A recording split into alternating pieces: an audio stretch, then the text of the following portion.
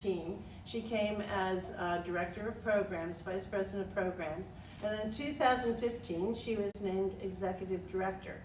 Her former career, she was in international or government relations, and she was a lobbyist, and did that for 13 years, and then decided that she needed to make a job change.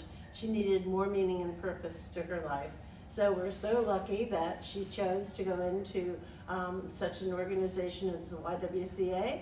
And so here we are, Mary. Welcome. Thank you. And thank you, Marion, for inviting me here today. I'm very happy and honored to be here talking about the YWCA and sharing a mission and purpose that's very near and dear to my heart. I know Marion has been a member of this church for a very long time, and she has been an active member in the community. And everyone knows her name, and I told a few people and board members, oh, I'm seeing Marion this weekend. And they just, you just say Marion and everyone knows who she is. And so I just appreciate her and her involvement in the YWCA for decades, longer than I've ever been there, and in the community at large, because I think it makes it a much better place to live when we have more Marions in the world. As Marion said, I was in government relations for about 13 years, and that was a really boring time in my life. And I'm going to get back into that because I want to talk about the book that led me to the YWCA, and it's called Half the Sky. And it really relates to some of the work that we're doing and some of the things that we see happening around in the world today. But for those of you who don't know, YWCAs are part of a global network. So the United States is one of 200 countries around the world represented by YWCAs. We are actually headquartered in Geneva, Switzerland, and they were started in London in the 1850s and then moved around the world. So the United States probably has the second largest population of YWCAs in the world. As the YWCA kind of merged into the United States, they were a lot of times associated with college campuses, and then they even started to work towards issues that they didn't quite have the right language for, but very specific issues. So there would be a YWCA that would work in California for Japanese internment camps, or there would be a YWCA who worked specifically with Native Americans in the Dakotas. So they tried to be specific to the needs of the individuals. And so our mission is unique to us in the United States. It's different for us in the United States than it is for other YWs around the world. But we have this unique mission of eliminating racism and empowering women. And the reason it is stated like that is because while they were formulating their mission statement, women were advocating for equal rights of women. Women didn't have the right to vote. They weren't allowed a lot of that equality in society. And yet they also noticed that there were individuals of color who had a whole lot less opportunity and rights. They couldn't enter certain stores, sit at certain counters. They weren't allowed to drink from water fountains. And so the YWCA collectively around the United States decided that racism was a bigger issue, and if you didn't address racism, you would never be able to empower all women. And so that's how we ended up with our mission statement of eliminating racism and empowering women. And as I kind of alluded, it started a long time ago. They were definitely identifying these issues in society as a whole and recognizing that certain ethnic groups and races were discriminated against based on what was going on in the world and around the country. So locally, the YWCA of Greater Harrisburg is actually one of the largest YWCAs in the state of Pennsylvania, and a pretty large YWCA throughout the country. YWCAs are individual, so they're their own 501c3s. We all do very different things. There are YWCAs in Orange County, California, and their main purpose is to provide access to mammograms, where we do very different things here locally. And so we, next year, will be celebrating 130 years at the anniversary of being within the YWCA community. And the programs and services that we provide at the YWCA of Greater Harrisburg is pretty broad and pretty far-reaching. So we do have a full-time daycare and preschool program that is for the community, so it's not just for those that are residents at the YWCA. We have a housing residential facility at the YWCA, so on any given night we have 113 women and children living with us full-time. Of those individuals who are living with us, they could be homeless, they could be victims of domestic violence, sexual assault, or human trafficking. We are also providing to them in-house civil legal representation. So we have about 6 to 7 attorneys on staff who are full-time with us who represent issues of divorce, custody, immigration. And we know that individuals that are fleeing domestic violence or dangerous situations need that safety net service. They need that ability to have a place to stay. But really, to break that cycle of violence, they need help with the criminal justice system. And in Dauphin County alone, every Wednesday, all of our attorneys are on site at Dauphin County Courthouse representing individuals from protection from abuse orders. There are so many protection from abuse orders filed every single day, and we help individuals file those and we help represent them. And we do that work 24 hours a day, 365 days a year. We are also providing employment services. So you can't just live at the YWCA for free. We have an expectation of goals.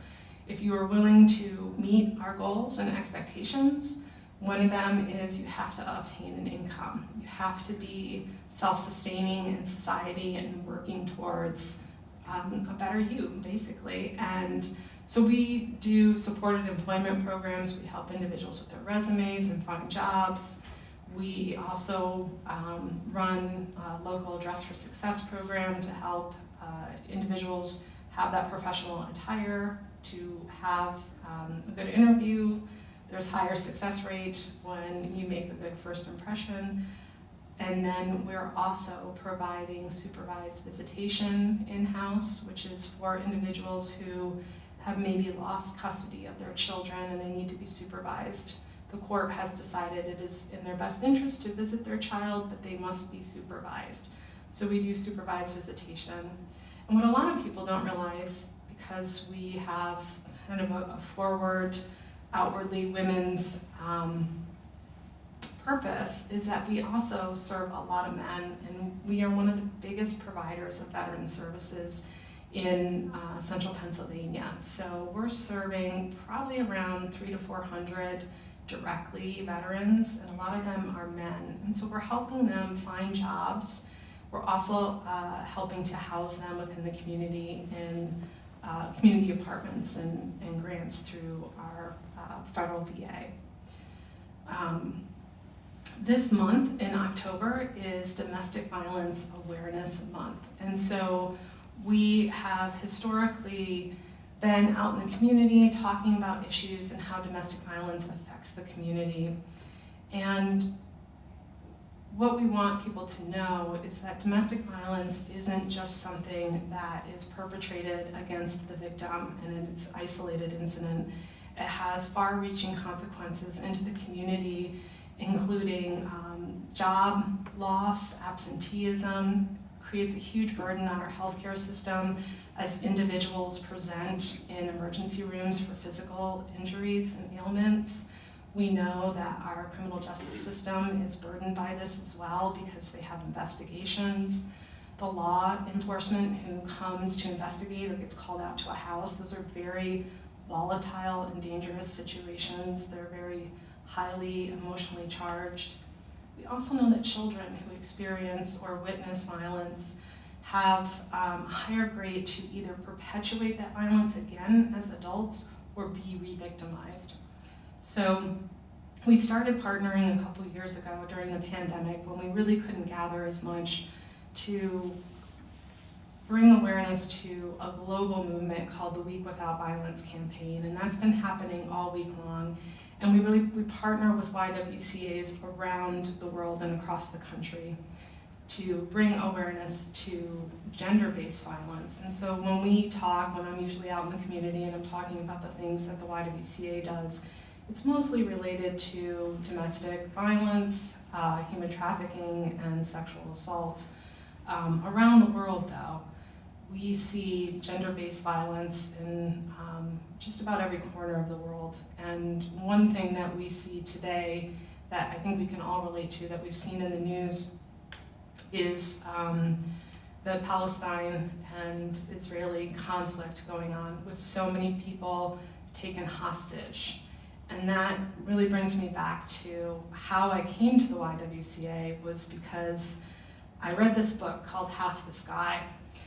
And it tells stories of how around the world, and especially in developing parts of the world, how if you're not investing in the other half of your population, that female population, you're really holding yourself back economically. Not only is it the right thing to do, but there are examples in here of how China has prospered precisely because they emancipated women and brought them into the formal economy.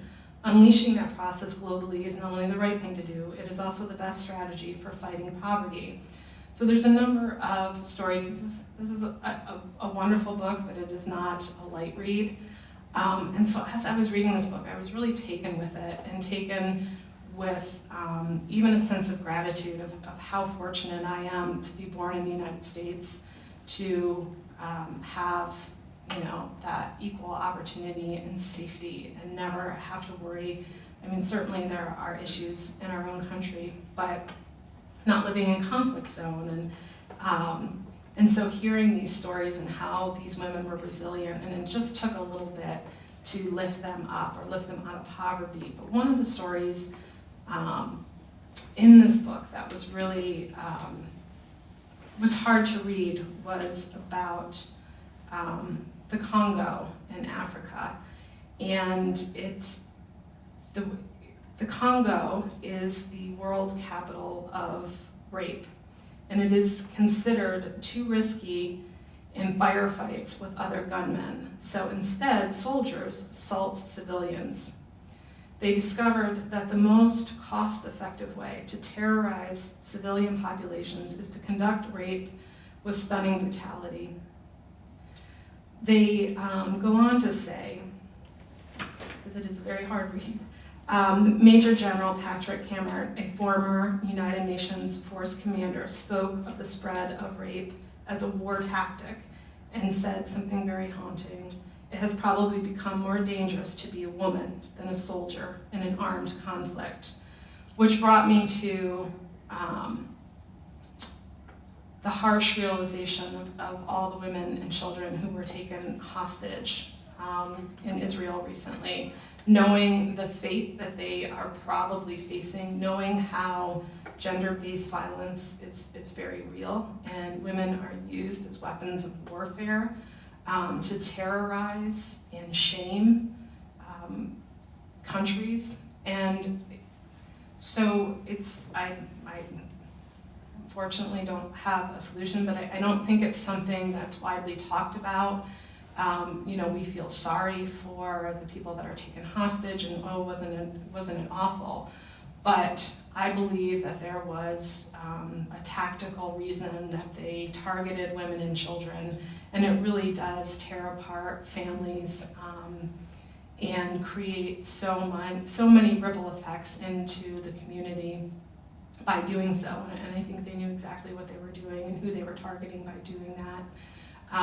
Because at the YWCA, when we're dealing with victims, we're also dealing with their families. So we know if somebody is assaulted, not only are we offering those counseling services to that individual or that victim, but we're also offering it to the family, who also has to reconcile with the violence that occurred. And so, we take this work very seriously, and we do see a lot of positive outcomes. And we also see a lot of trauma. And one of the challenges that we're facing right now that a lot of people aren't aware of is human trafficking. And we think of human trafficking as maybe a third world issue, or people, I think there's been some very sensationalized movies out there of individuals who are just kind of plucked off the street and put into trafficking rings, and that's not what we see. So here at the YWCA of Greater Harrisburg, we have a human trafficking grant, a federal grant, and we've been doing this work for about going on 10 years now. And we thought we were well positioned with it, but we really had no idea until we started working with these individuals how much trauma that they had experienced in their life. And we also have a statistic, a national statistic that says once an individual begins to be in the human trafficking world, their life expectancy is about 7 years because of the violence, lack of nutrition, and lack of any sort of medical care. So but what we see is not individuals being plucked off the street. These individuals are sadly those who won't be missed.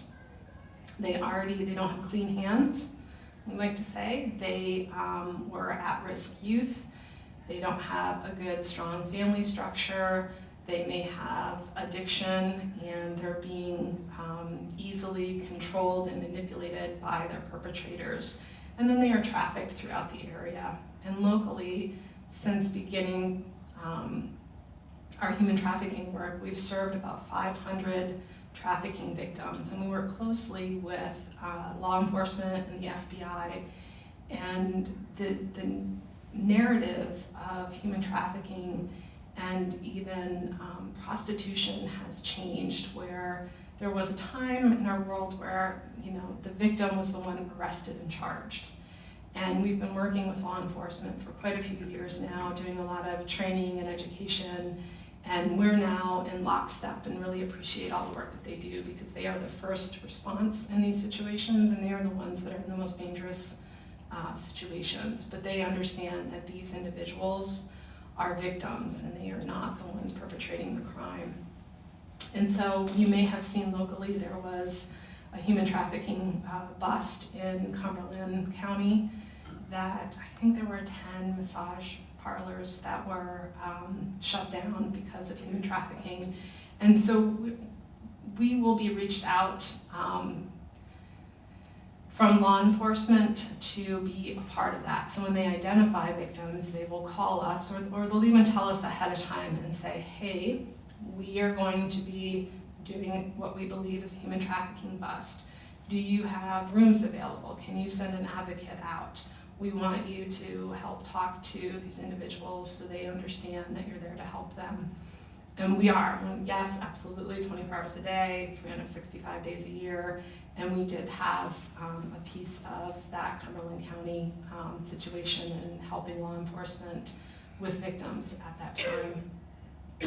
And it's really not that unusual for some of our human trafficking victims not to speak English. So we have something called language line we can call, and there's always going to be an interpreter. But what we also work with law enforcement is it's a little card. I'm sorry, I should have brought one with me. But it just basically says, are you safe? Do you need food, water? Yes, no. And we have them in a variety of languages, but mostly Mandarin is what we see when somebody is a foreign national and they don't speak English readily. So we work with law enforcement, and they bring these individuals to the YWCA, and we house them, and we try to get them either reconnected with their family, depending on where that is, get them legal services. Maybe they need help with immigration, they need a place to live, they need food, they definitely need counseling. And so we cannot require somebody to stay at the YWCA, and I think that's the most heartbreaking part of this work, especially for the staff who do direct service, is that some of these women choose to go back into trafficking. They will walk out the door. We will start to work with them, and they will seem like they're on board, and then addiction takes hold, and or fear, because human trafficking is organized crime. It is surpassing drug addiction, and we know that it's a lot. the reason it's surpassing any sort of organized crime around drugs is because a human being can be used over and over again, where if you're selling drugs, you need a product and you need to replace that product once it's sold. Human trafficking, unfortunately, doesn't work like that. And it is, children are at huge risk for human trafficking, those children that are, from families who maybe aren't, are single parents living in poverty is typically what we see. Interesting is our building that we do all of these services out of. If you've never been to the YWCA Greater Harrisburg, I would invite you for a tour. We are an 80,000 square foot facility located in the city of Harrisburg on the edge of South Allison Hill, which is it's a little rough, but we are an old Catholic orphanage.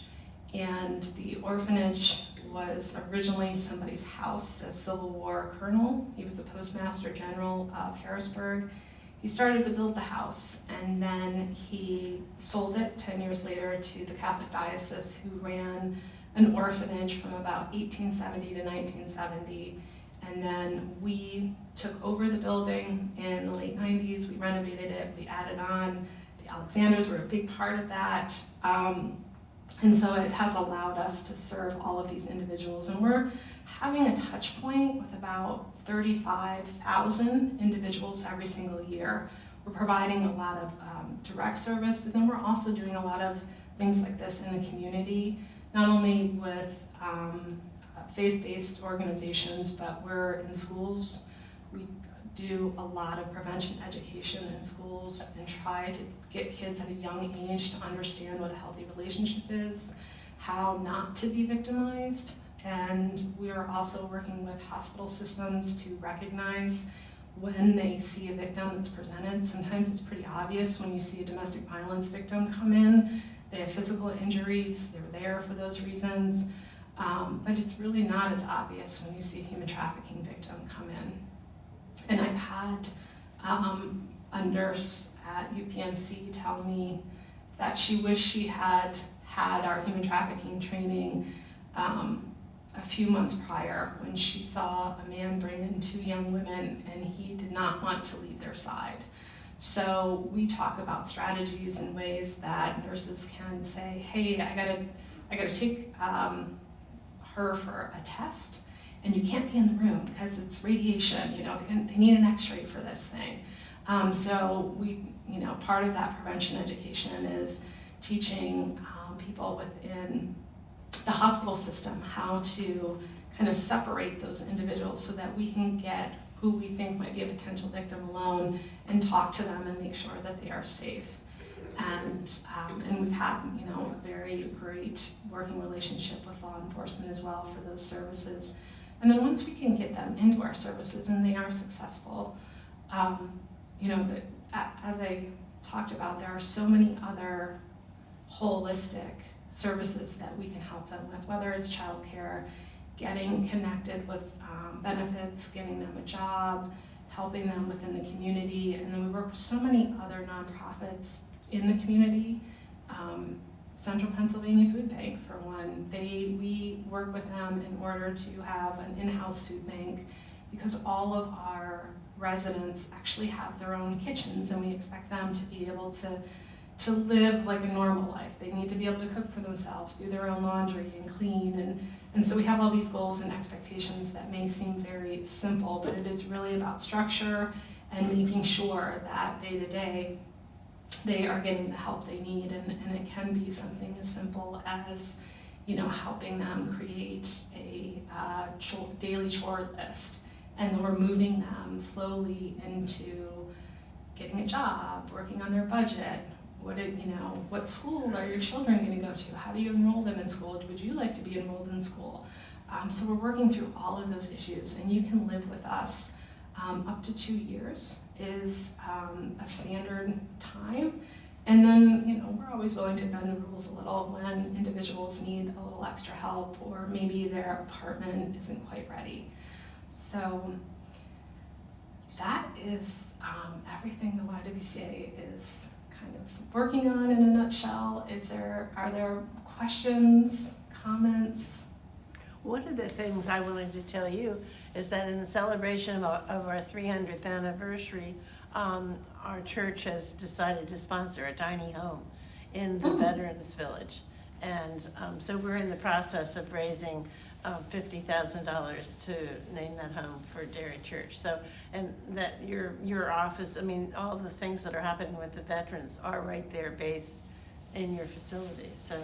Yeah, so, and that, those tiny homes are a great need in the community, because the work that we're doing at the YWCA, we do keep men and women separate, and so our residential facility is only for women and children, and we house the veterans within the community. And the tiny homes are meant for single male veteran. Well, I think single veterans. Single veterans, they can be male or female. And so we have limited housing. We used to work with the YMCA downtown, because they had single room occupancy for men. We were having a hard time finding places to house single men who are veterans.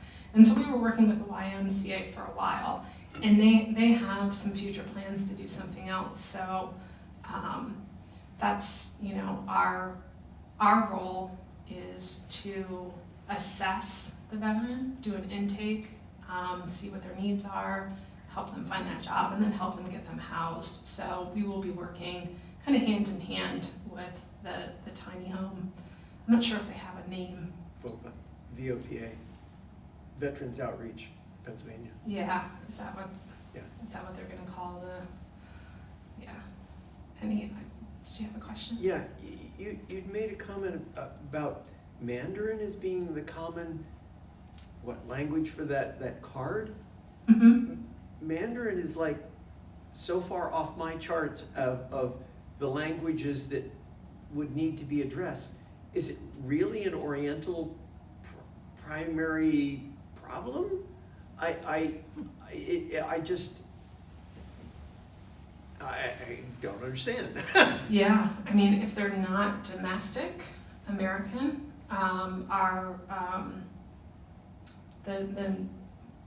the ethnic population we see is Chinese, and they are in. I mean, I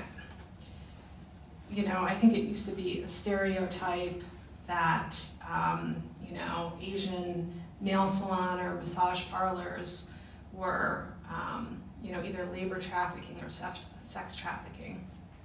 And so, I don't think any of us here want to jump to conclusions or pigeonhole anyone or have stereotypes, but that is actually what we see. They are Asian massage parlors, and sometimes nail facilities are being like labor trafficked. And so it's something that you can look for. I mean, I don't think any of us are going into Asian massage parlors, but I do get my nails done from time to time. One of the things that we can look for in those facilities is, if you maybe walk in the back and go to the bathroom and you kind of look around, does it look like there's any bedding on the floor? Like, we want to make sure people aren't living in those locations and have some sort of freedom to move about. Or, I know one of the women who has done my nails before has told me about her kids and what school they go to, and it's all like where she lives, and she happens to be Asian, so obviously there's no concern for, she's kind of being forced fraud or coercion to work there. But yeah, we do get a lot of Asian foreign nationals. Do you have bilingual counselors? Mm-hmm. So mostly Spanish, because there is when we write all of our grants, we have to look at a lot of demographic information to justify why we believe we should get that money. And one of the demographics that we look at is the ratio of ethnicity. And in the city of Harrisburg has a higher population of Hispanics than the national average. So we try to have Spanish-speaking individuals on staff, but interesting, we've had quite a few women from Cambodia, and they speak French. And so my French is terrible. I can order a croissant like nobody's business, but I certainly cannot, help a victim. So we actually have what's called language line, and it runs 24 hours a day. And so we would call the language line and tell them what type of interpreter we need, and they would connect us with that interpreter right on the spot. So, yeah. You mentioned violence. How severe is the violence? The men, women, however you want to relate it. I have to admit, I live in a bubble. Violence is not part of my life. I don't see it around, Right. but it's here. Yeah. How do you identify it? What are we looking for? And just so you know, I lived in a bubble too. And I had no idea what was going on in society, because you just, that's not kind of the life in which you live. But we do know that, domestic violence in particular does not, it is more prevalent in communities of poverty and communities of color, but it certainly happens in all aspects. We had, this was quite a few years ago when I first started, but there was a client we had who was the wife of a Hershey medical doctor. And so, we know it happens in all kind of levels of socioeconomic levels of society, ethnic, race, age. But for the most part, it is more women are victims than men. And we think that because of just the way that societies have evolved can be very patriarchal at times, and men are often thought as the head of the household. They have the power and the control, and that has kind of carried forward over the years. But we do believe that more men are victimized, they just don't come forward. And so I think the statistic is 1 in 4 women are victims, 1 in 6 men are victims of domestic violence or even sexual assault. And we know, look at the Jerry Sandusky case. He was targeting at-risk youth, those youth that don't have, a strong home structure. So it's prevalent, and the things to look for are really most people who abuse their victims are smart enough not to cause any visible bruises on the face. And so what we typically look for, in schools, it would be absenteeism, a sudden loss of interest in school or appetite, or just kind of getting anxious about things.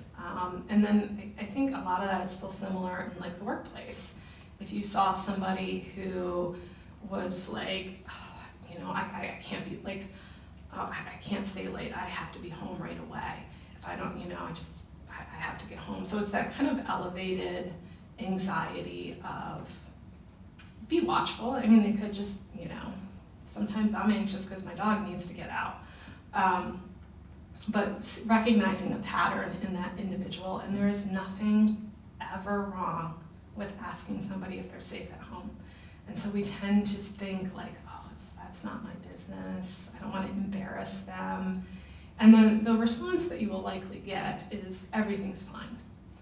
But I think once a person identifies that you have cared enough to ask, eventually they may come to you and say, I'm having a really hard time. And sometimes, domestic violence isn't necessarily the physical violence, it is the power and control that somebody has. Maybe somebody doesn't have control over their finances, and so they could never leave that individual because they wouldn't be able to afford a place to live or to be able to buy food. They're currently not working. it's also important to note that domestic violence is not just between a husband and wife situation. So we consider domestic violence anybody in the home. So we have seen elderly individuals whose children maybe live with them to care for them, and they're being abused. So, you know, it really can be who's ever in that domestic home is the situation. So it's not necessarily husband and wife, which we would refer to as intimate partner violence. It's my understanding you're open 24 hours a day, and how does that work? Yeah, so we are open 24 hours a day, 365 days a year, and typically we have 3 shifts that run every single day, and you could call the YWCA right now, and we're going to have staff there. So we have contracts with the hospitals. We have a contract with Hershey Med and Harrisburg Hospital, and when a victim's identified, it dispatches a call to us, and we have an obligation to respond within 30 minutes. You could also walk in our doors at any time, and you know, we have a lobby and somebody who's there 24 hours a day. You can come in, you can tell them, you know, what's going on, if you need help, and then they will dispatch an advocate or a case manager who's going to come down and talk to you. And if it's appropriate to do an intake, we could do an intake right there and then, and put you in a room, or sometimes if we're full, what we've done is we have a small meeting space off of our lobby, and we just set up a cot, and we say, all right, you know, it's 2 in the morning, I'm not gonna be able to have a lot of options for you because we're full, but there might be another shelter. The other shelters don't run 24 hours a day, so we gotta wait till 8 o'clock. But in the meantime, we're gonna put you on this cot and some bedding, get you what you need, and then we're gonna, you know, in a few hours from now, we're gonna deal with the situation more comprehensively. You bridged on my question. What other shelters are there when you're full? Well, it depends on the individual. So there's Brethren Housing, which is very specific for women and children. And then there's Shalom House, there's Interfaith. So some of them have different specialties that they might house a whole family, including, you know, men and women, to try to like keep them together. And then there's Bethesda Mission. So I don't know a whole lot about those programs and what they can offer an individual and how they prioritize. I'm pretty sure Brethren is kind of like an overnight stay. Like you kind of come and go, and we don't really like that model so much because we're a goal-oriented program. And so if you're gonna leave, like we have curfew. If you're gonna not be back by curfew, we're gonna assume you don't really value what we're giving you and the bed we're giving you, and there's probably somebody else who would. So. I have 2 questions. One is, can an employer refer someone who works for them to the Y and have them be accepted for counseling?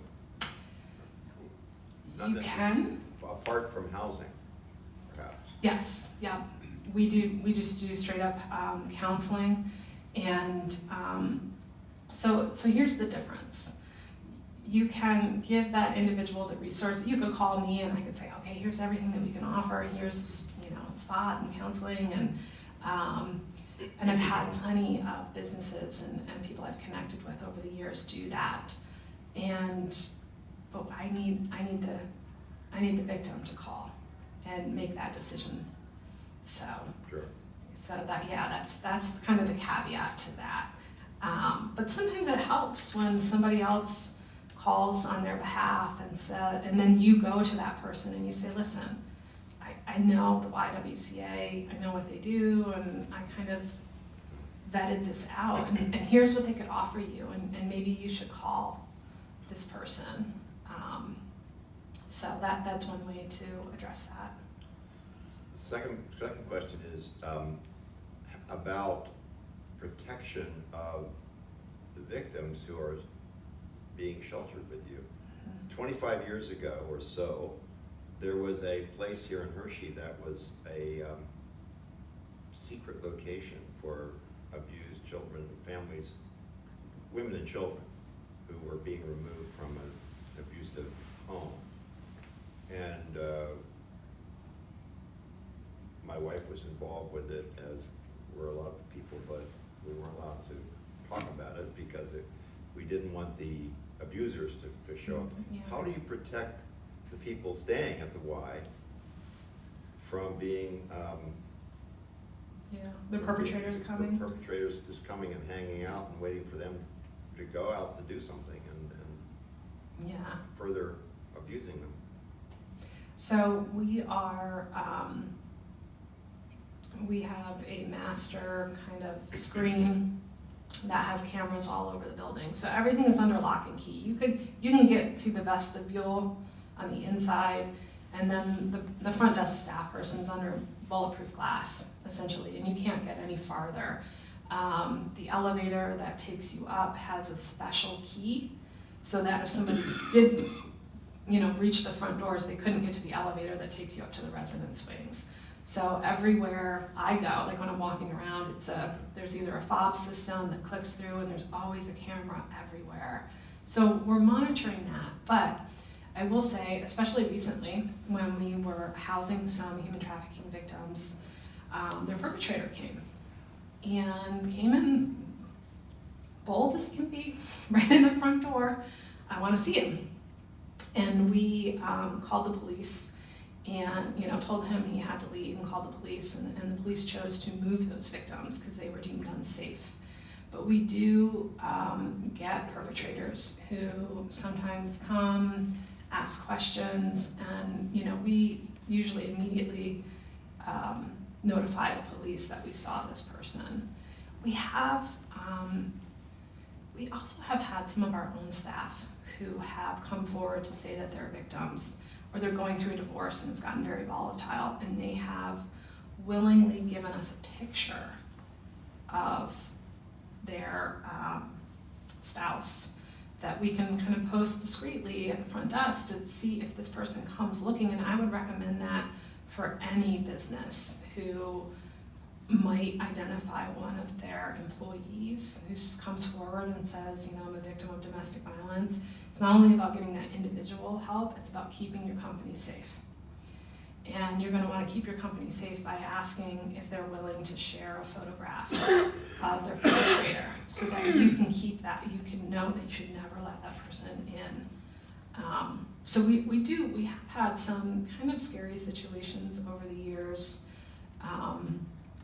And luckily, we've been very lucky. And I don't think, in my experience, I don't think not telling people where you're located actually works, or maybe it does on a very small scale, and that's all you're doing, and it's one safe house.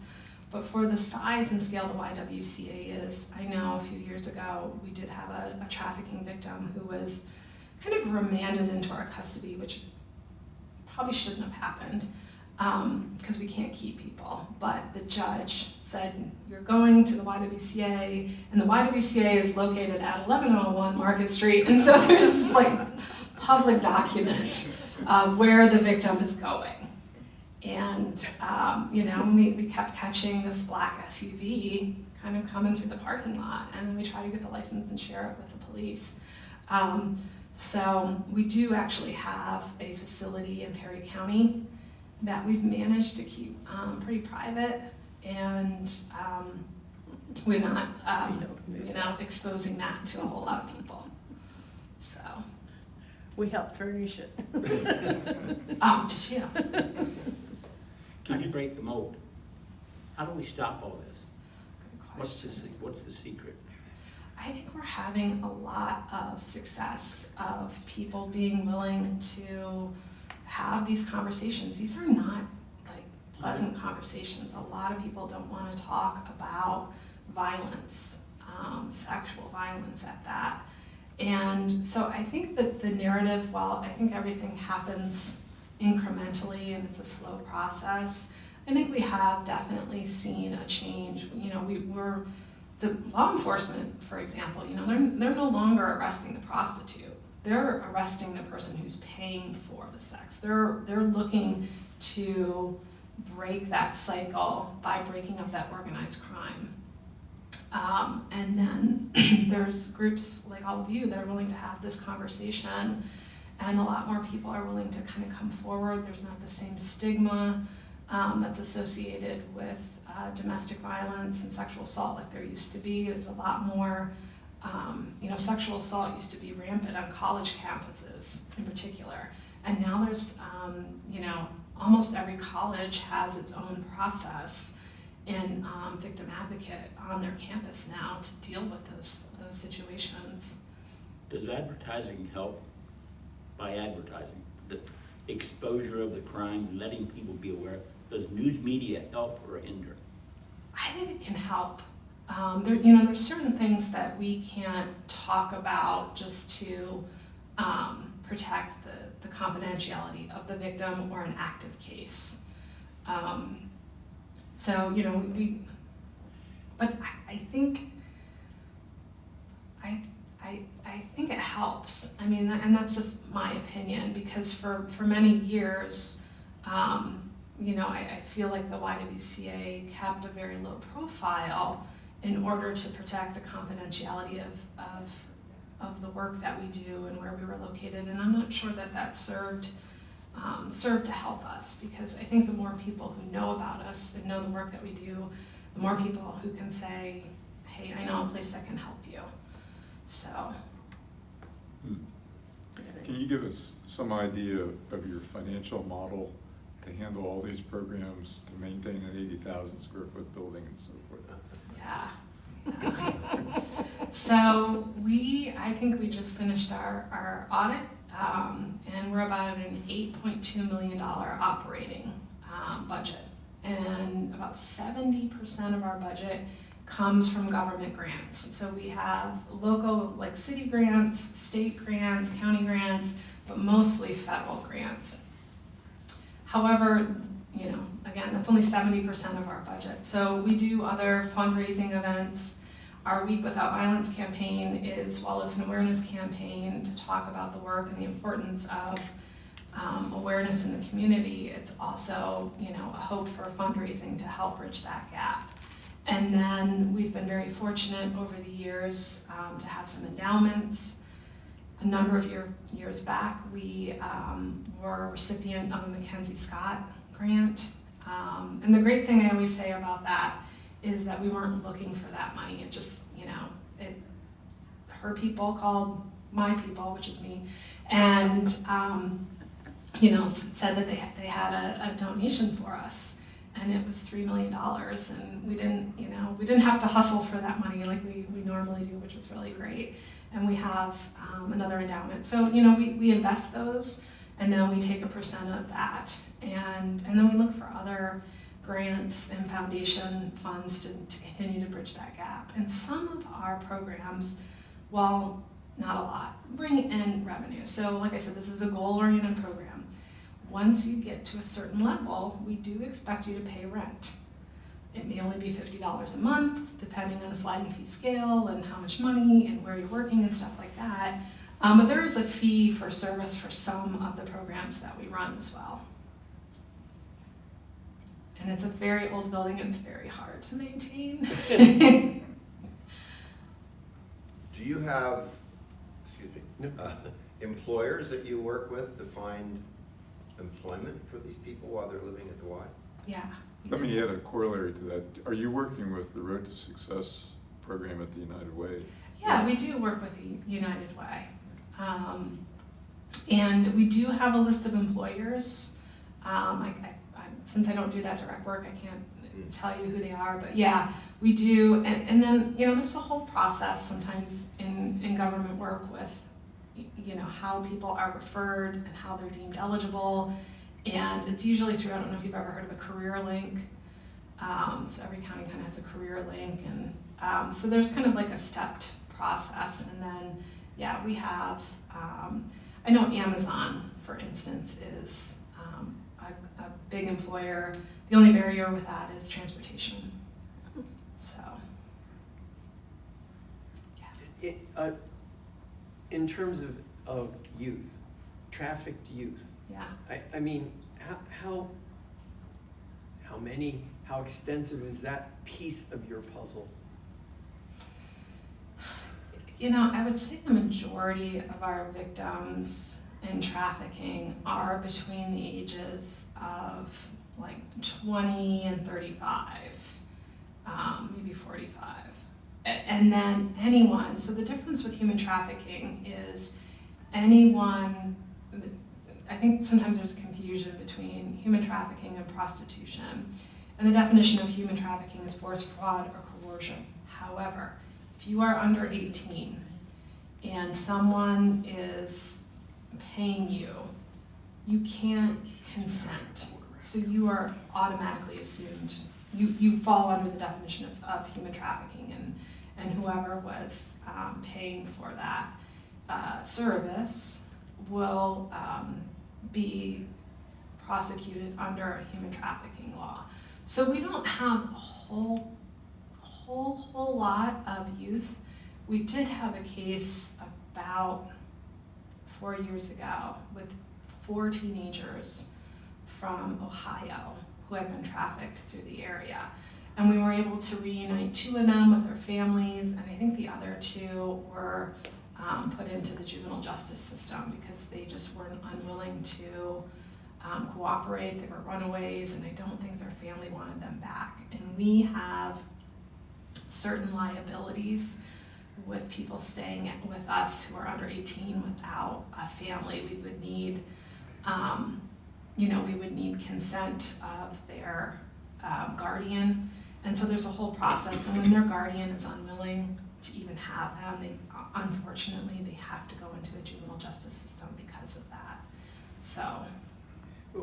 Where I was going mentally is especially with, when you were talking about the food bank aspect of your facility, the thing that comes to mind is what, life skills training kind of thing, because it's one thing when you give people, especially, people not from this country, and you supply them with food that they've never seen before. The preparation of that food is an unmanageable task. I mean, you've never seen this kind of food before, so do I even eat it, right? So that becomes a question. But life skills, it doesn't just apply to kids, but that's kind of where my focus was. Anybody in an abusive relationship has got the same difficulty of learning how to live in a quote normal unquote society, right? It seems like there's got to be a life skills aspect to this. Yeah, and there is, and so we do life skills training with, and because sometimes, and we've seen this over the last few years, that mental health, severe mental health, is really going up with a lot of our clients, and especially some of them that may have just been sleeping on the street, and then they come into our facility, and this is the type of floor we have in the residential rooms, and they don't want to sleep on the bed, they want to sleep on the floor. And so there's kind of overcoming those barriers. That can involve a lot of mental health counselors, and sometimes more of a higher specialty than what we have. We do have work with UPMC in-house to do medicine. So we have a doctor who comes out to the YWCA every 2 weeks to make sure people we're doing as much prevention, medical care as possible, so they're not presenting at hospitals, and maintaining their mental health medication as well. So if they're getting low, or maybe it's just not working for them, but they just don't have quite the resources to call the doctor like we do and explain maybe why they're not feeling well or what's going on in their life. So we do have a doctor who comes from UPMC to kind of triage that for them. But we do some life skills. The food bank, I believe, does a cooking. They do cooking classes there. And so we do have expectations that you're cooking for yourself. And if there was something that somebody like really wanted that was kind of unique to them, we would try to work with them as best we can to be, culturally sensitive to what it is that they liked. About how many employees do you have at any one time, and what positions do you have? And these are people that you employ. Yeah, so we have about 90 staff, Okay. and they work in all aspects of the organization, and they all have their specialties. So our victim advocates are working with the individuals that are domestic violence, human trafficking, and sexual assault, and then we have housing case managers that are working just with homeless populations. We have veterans case managers, and a lot of them are vets themselves, and front desk staff, and legal staff, and daycare staff, and admin, and so even in our admin, we have a couple accountants, an HR person. I have a director who helps plan events and does a lot of our communications. So You have quite a job. it is. It's a great organization, and I learn something new every single day. I can tell you that. There's never a dull moment. So I'm really happy to be in this role and represent such a great organization. So.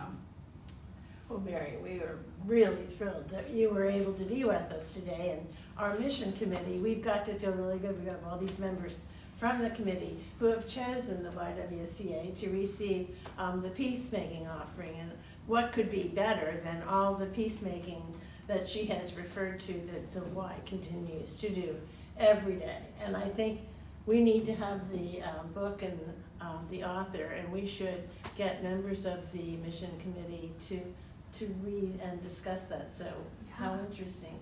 Yeah. And we still have an opportunity. I don't have a check to give you today because we're still getting some money in for the peacemaking offering. So at the end of this month, we will see that the Y receives that check. Yes, and I would be here regardless of your peace offering. I just want to say thank you. It's very generous.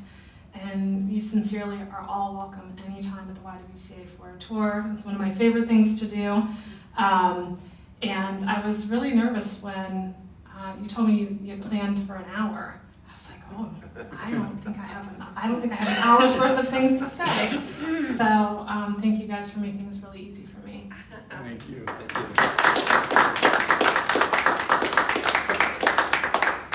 Well done.